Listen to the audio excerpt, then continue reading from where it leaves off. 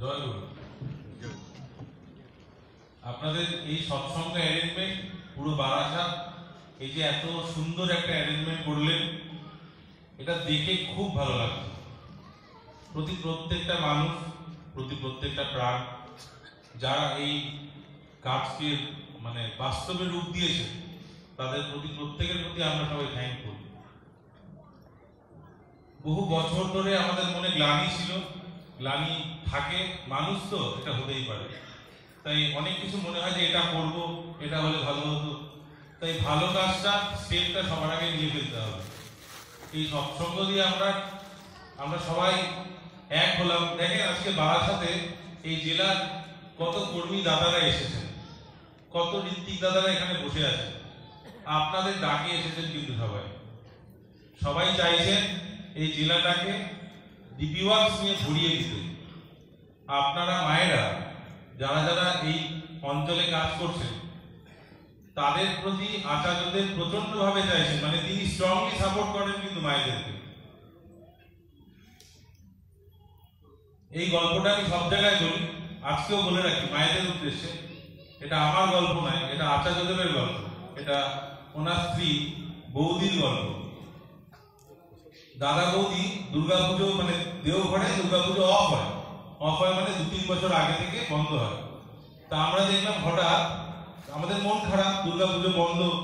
মন খারাপ মানে অতটাও মন খারাপ না, কিন্তু একটা মনের মধ্যে ভাব আছে যে দুর্গাপুজোটা হলে মজা হতো। দেখছি দাদা এবং বৌদি আশ্রমের সমস্ত মায়েদেরকে একত্র করে একটা অনুষ্ঠান করার প্রকল্প নিয়েছেন। সেখানে অতি সাধারণ মায়েরা, মানে যাদের দিকে মানে যারা খুবই সাধারণ মানুষ, আপনি এরকম অতি সাধারণ মানুষ, তাদেরকে তিনি ডাক পাঠিয়েছেন। তাদেরকে রোজ রিহার্সালে আনানো হচ্ছে। বৌদি সব কিছু দায়িত্ব নিয়ে করছেন।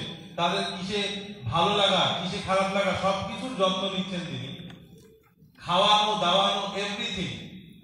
দিনের পর দিন হাসি ঠাট্টা আনন্দ, মানে ওই জায়গাটার পাশ দিয়ে গেলে হাহা হিহির এত সুন্দর আওয়াজ পেতাম, এটা বলতে মানে ভাবতেই ভালো লাগে যে এই মানুষগুলো যাদের দিকে কেউ তাকায় না, তারা এত আনন্দে আছে। এটা আমি আমার চোখে দেখেছি। যেদিন অনুষ্ঠান, সে তার আগের দিন রাত্রে তিনি নাটমণ্ডপ থেকে বেরিয়ে বলছেন কালকে অনুষ্ঠানে যেন কোনো গন্ডগোল না হয়। তিনি এতটা চিন্তিত।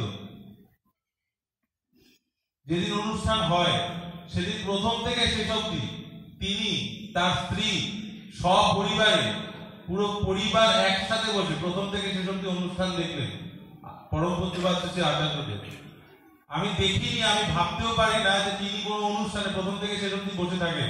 আমরা সচরাচর এরকম দেখি। আমার বলতে খুবই ভালো লাগে যে মায়েদের প্রতি তিনি এতটা সহায়। তিনি বলছেন আপনারা যদি একটু শক্ত হতে পারেন, এই সমাজটা না দাঁড়িয়ে যাবে। সোম থেকে শনি অ্যাজ ওয়েল অ্যাজ রবিবার দাদারা কিন্তু প্রচন্ড ভাবে বাস্তব জীবনে তার কাজ কর্ম ব্যবসা নানা রকম জিনিসে ব্যস্ত। আপনারা একটু সাপোর্ট দেন, দেখবেন এই সমাজে যারা কাজকর্মে ব্যস্ত তারাও থাকে তাহলে ঠাকুরের কাছে ঝাঁপিয়ে পড়েছে। ঠাকুর বলছেন যে আগে ধাপ দেয় সে হয় নেতা। তাহলে নেতা হবেন কি হবেন না আমার জানা নেই, কিন্তু ঠাকুরের কাজ এটা আমার কাজ। তাহলে আমি আগে ধাপ দেবো। নেতা হবো না সেসব বাদ দেন, আগে কাজে ঝাঁপ দেন, কাজটা শেষ করেন। 3rd ফেজের কাজ চলছে এই জেলায়, এই কাজটা শেষ করেন। আজকে বলার বিশেষ বিষয় নেই। এরপরে চন্দ্রদা আছেন, তিনি কিছুদিন আগে অসুস্থতার মধ্যে কাটিয়েছেন, তিনি এখন